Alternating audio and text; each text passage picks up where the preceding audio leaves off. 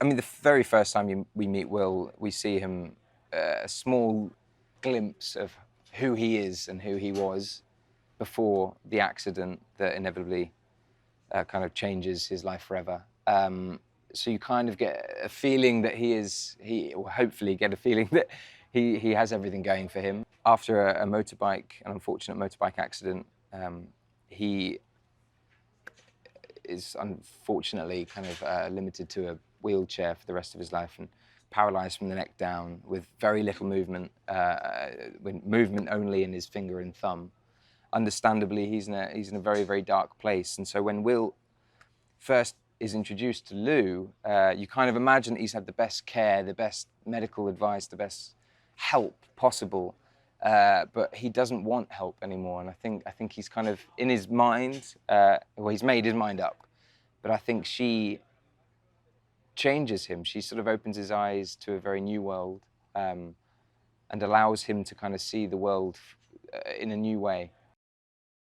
The fact that she's just so different to anything and everyone that he's been so used to seeing, because his life has changed forever, you know. And I think the realization is he can't be the person he used to be. He needs to be someone new. And I think she is the fresh start for him. And the two of them together, she's the first person who speaks her mind. I think so many people are afraid to kind of talk openly and talk honestly to someone who's disabled purely because they kind of see the disability as opposed to what they do have going for them. But she's not afraid, and she's willing and wanting to kind of be his sparring partner. And I think he appreciates honesty and admires it. So it's definitely like a bit of admiration and pride that he sort of kind of captures from her personality, I think. Amelia and I have kind of nearly worked together a few times.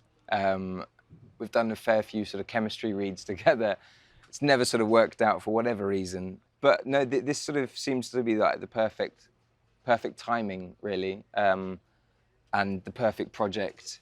And she is quite literally, I suppose, the perfect co-star, really. That she's very hardworking. At the same time as, you know, the two of us have a lot in common and are able to kind of have a good time as well as working hard. And I think we have the same mentality when it comes to work, is that we want to have fun, but at the same time we want to make a good film.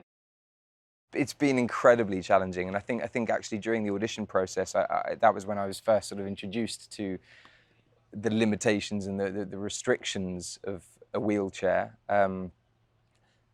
Just wanting to comfort someone and not being able to, I think, but trying to soothe them with only your voice is the only sort of tool that he has, the only sort of active thing that he has going for him. And the fact that Will's brain is very, very, very much sort of still functioning the way it always has, and he's a very, very bright and clever and sensitive soul.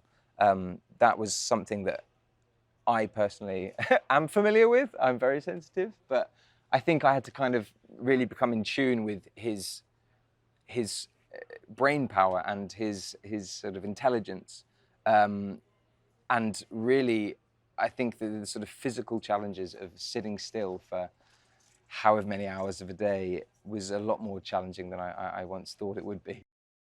I hope it poses a lot of questions. I hope people do talk about it, and I hope people are aware of the problems that people have in the world, and are willing and wanting to learn more. Because I can safely say that it's quite inspiring. There are so many inspiring stories, but there's so many heartbreaking stories, and I think this one, to me, is kind of got the best of both, really.